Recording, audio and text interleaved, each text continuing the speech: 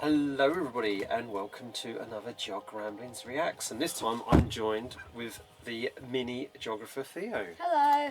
Hello Theo. So we're going to enter Minecraft education for this reaction video because I want to get Theo's reaction. Now you would have seen, so in you go Theo, you would have seen from the, well hopefully you'd seen, the Geography and Coffee special edition of the GA Conference 2025.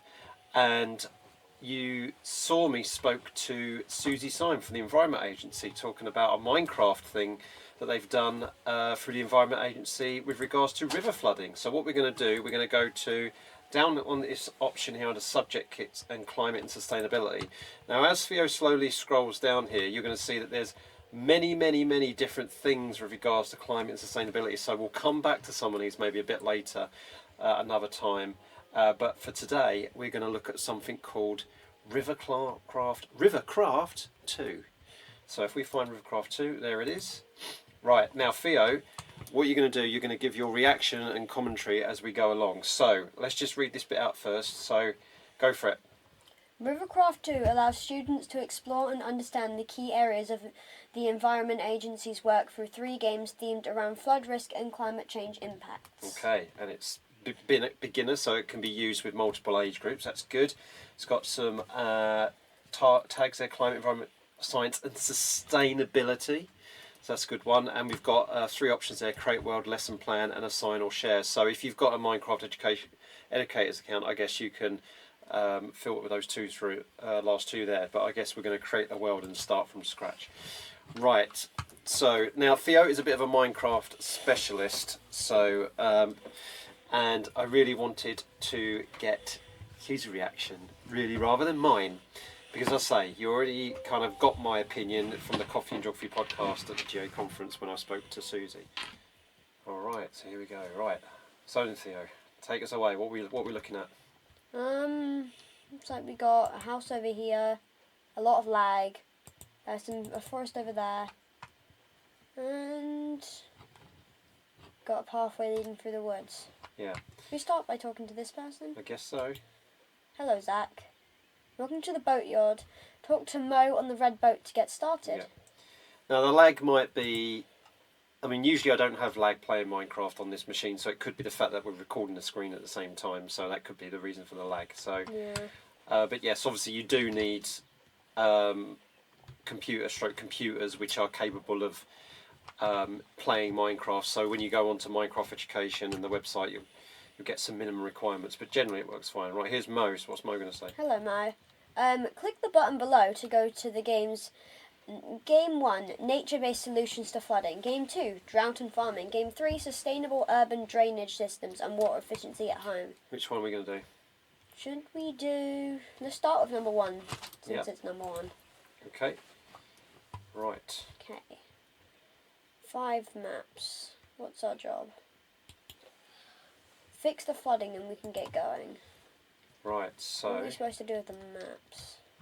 Alright, so not much clarity there. I mean, Mo could have maybe told us where to go, I guess.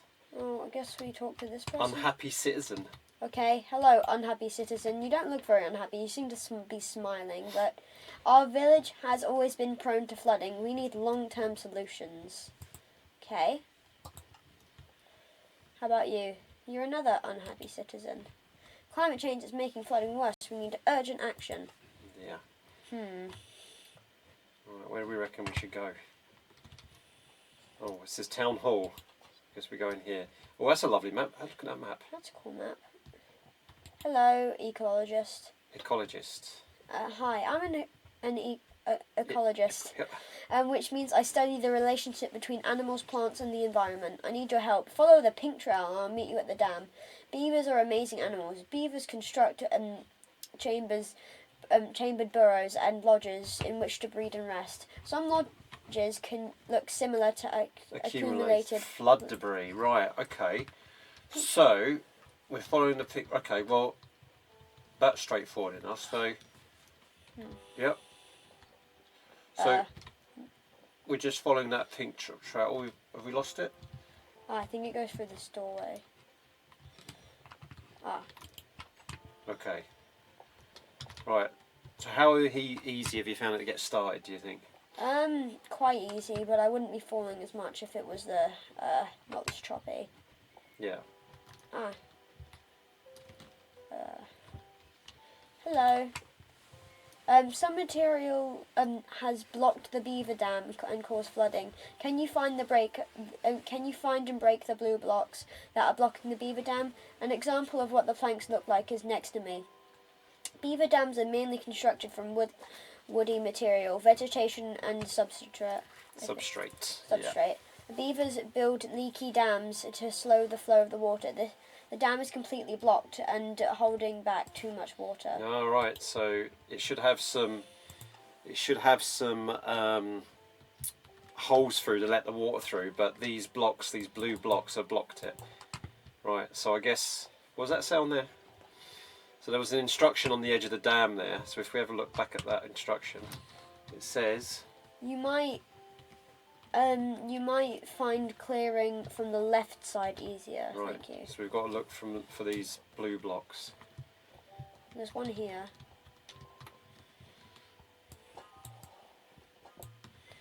Oh, Water's let's let some water. Oh, good. Let's let some water out. none in there. So we need to find the other ones. Now, while Theo's having a go at this, I'm just gonna. Just off camera is my youngest Kai, and so Kai, just from where you are, it's just you had a go at this, didn't you? Yeah, I did. Yeah. So what did you? How did you find it? Did you enjoy it? Was it fun? Did you learn anything? It was quite good, and I don't know how much I learned from it. I couldn't really tell. Yeah.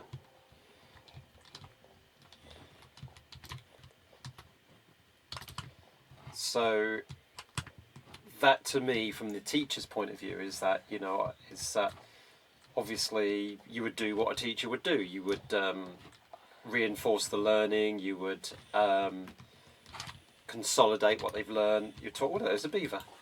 Nice. And you would make sure that the point of the game was borne in mind, because otherwise, the novelty of just it being a game could overtake the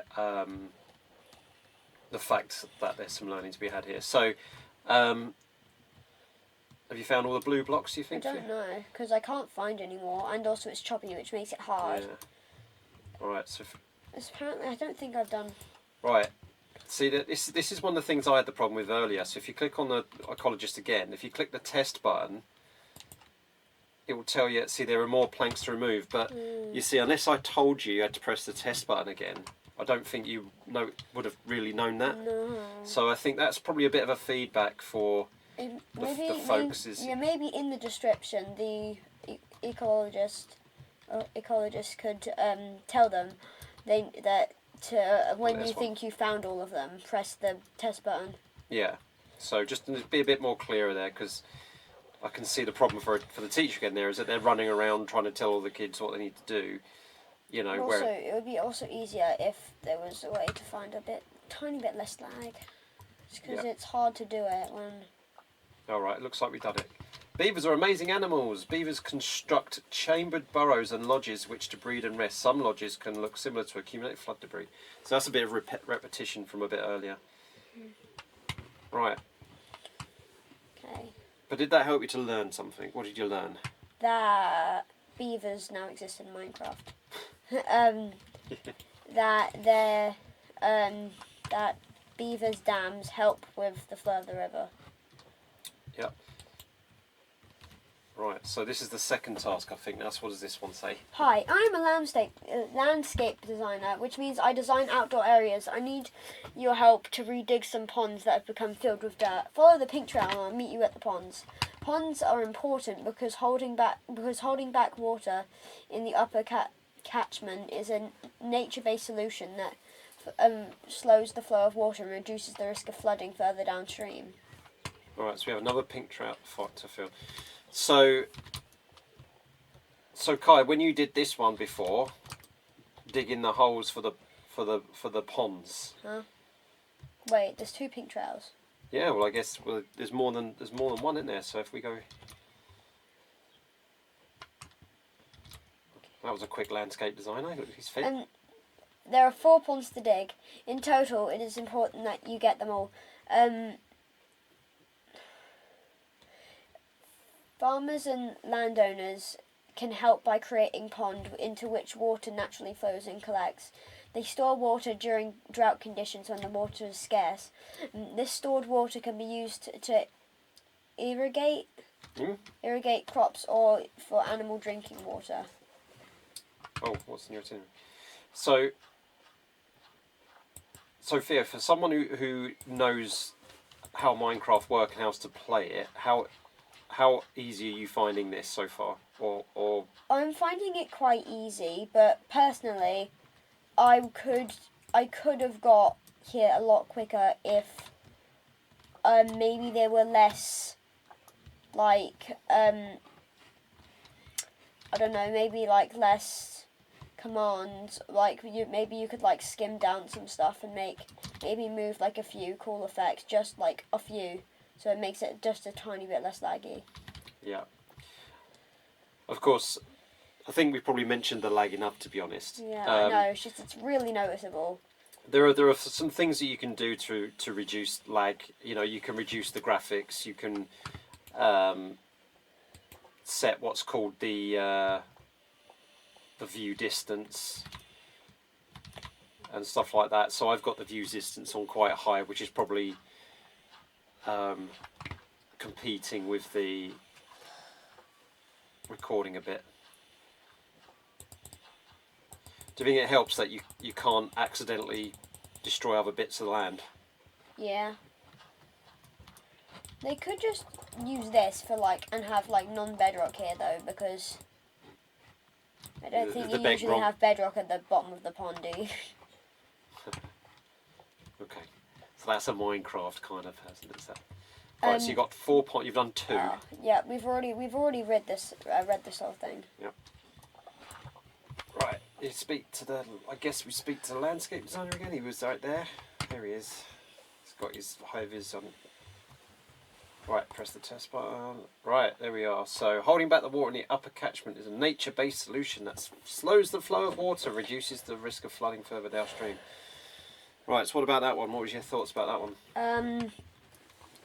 Yeah, that was fine. It's just maybe they can make it a little bit easier. Maybe they could use like more signposts or because it's it took us a while to find the last 1 or 2 ones. So. It was pretty tricky, wasn't it, regards to have you already followed that path of the pink path or something? Yeah, maybe like once you followed a pink path, it could like turn green or something. Okay, interesting. I think there's one more person. So you've spoken to the ecologist. Go back in, Theo. Oh, go back in. Yeah, there's a third person. So yeah, there is a third person I saw. They're back here. Alright, who's this? Arborist. I'm an arborist, which means I specialise in trees. Can you help me grow some? Follow the pink trail, more pink trail, and I will meet you down at the stream. Tree planting can reduce surface water and runoff because the trees help to create the conditions where water can be stored in the soil. Alright. Okay. So we've got, all 3 of these things are nature-based solutions. So we've got help making sure that the dams and the beaver dams work properly. Ponds, and now we've got trees. So we've got. So I think we want to go speak to the arborist there. Yeah, why does the pink trail leave past him then? Well, let's read to see what they say. Oh, I take these tree saplings. The ash should be planted in the drier, heavier soil near the town hall, but the birch should go in the damp soil, right by the stream. Tree planting is a positive action for climate trees, but it is important that the right tree is planted in the right place. You see, I like that. I like the fact that it talks about making sure the right trees are planted in the right place. So that's good. Because it makes sure that because it's good that people keep saying tree planting, but you've got to put the right trees in the right place and the right kinds of trees as well. All right, Kai, you got any comments? Because you've done this bit.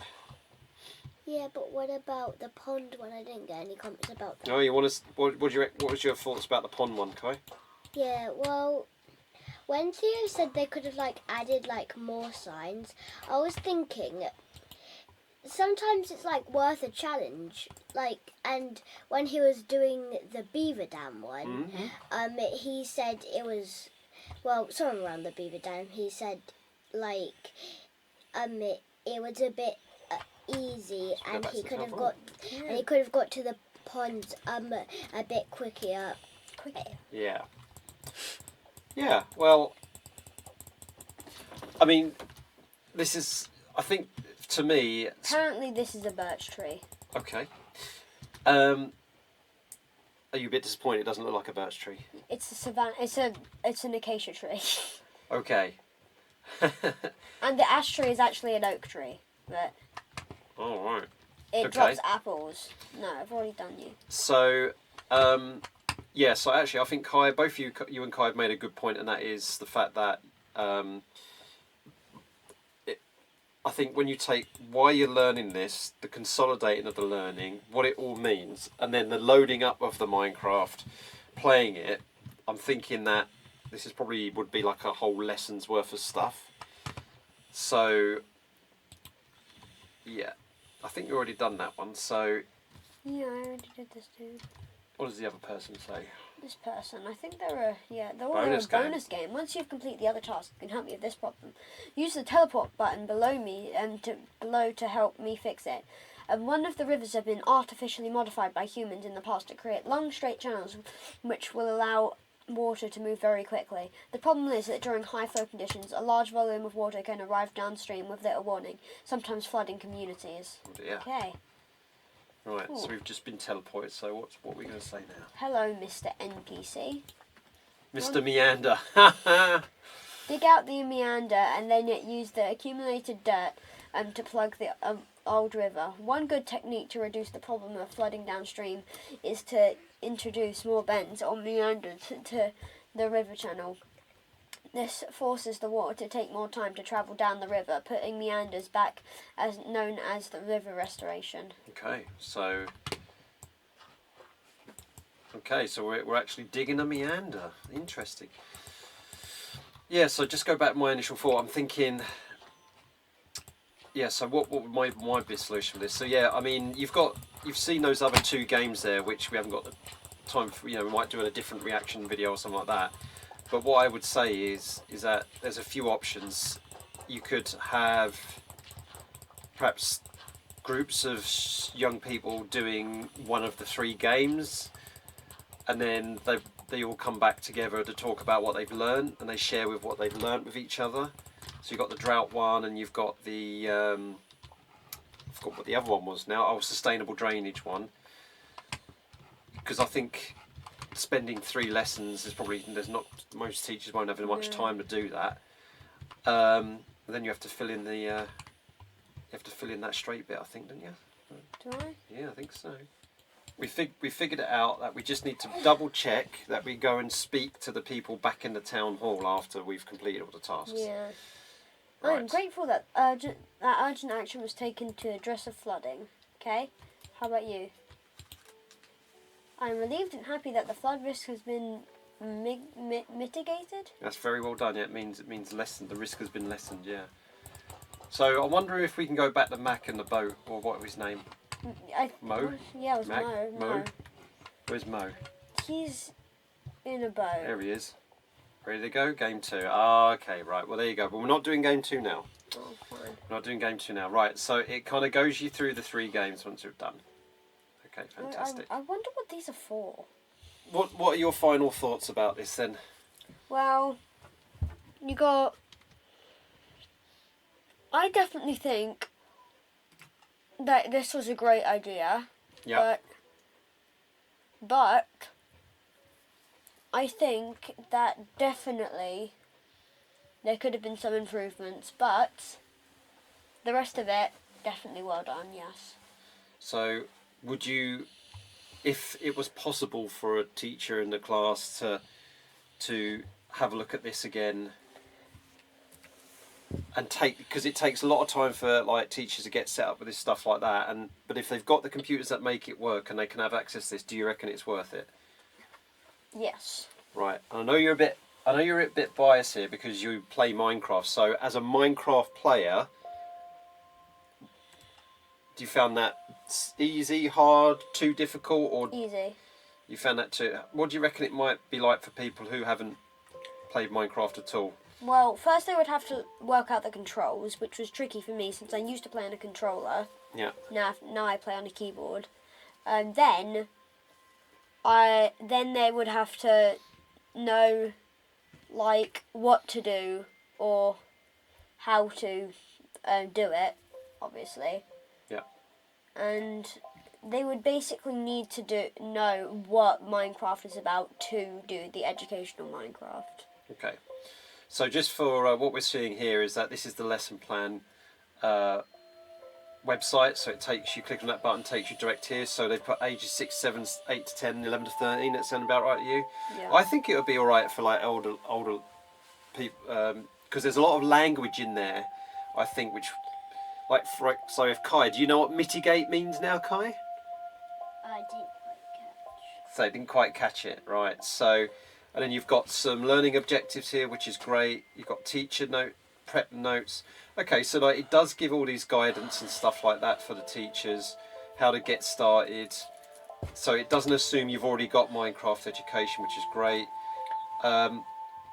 Guiding ideas, that's good. So that's the kind of things that the teacher can say while the student is playing. And then you've got student activities. Yep. Okay, so we went straight into it without reading these instructions beforehand, but that does kind of give us a bit of help. At the end of the game, the teacher can click this to open a Kahoot quiz. Or should we have a go at this? Ooh. Perhaps let's bring Kai in as well. So Can Kai come on camera? So Yay. Kai, Finally. we can bring Kai in. Come on in, Kai, and you come. And here is the Kai. Well, he's behind your head at the moment. Right. Okay, he's back. There he is. Right, you ready? So we can host it, assign it, or self-study it. Let's have a go at self-studying. I'm not going to say anything, and then you both have to agree. Okay, beavers, cabins and homes. Beavers construct areas to rest. What are these called? Burrows and lodges. What do you think? Yeah, I think Bosun. Correct. Well done. Right. When beavers make dams, what material is not used? Plastic, obviously. Plastic. Plastic, obviously. Correct. Right. Storing water in ponds can be very useful in heavy rainfall events. And which other weather condition? Drought. Do you know what drought is? Yeah. It's when, like, water stops flowing, probably, I think. Sort of. It's when there isn't enough water than normal, so you get less water than normal, so things start to dry out. We got 4 out. You got 4 out of 5, folks. Right. Well done. Right. Okay, that's us, folks. So thanks very much. If you want me, or if it's age appropriate, Kai and Theo, to react to another educational resource, then please use the hashtag Geogramblingsreacts on LinkedIn or Blue Sky, and you can also use the hashtag MiniGeographer if you want one of these two to have a little go at it as well. So thanks very much for watching. Bye. Now it's time to put these two to bed. Bye.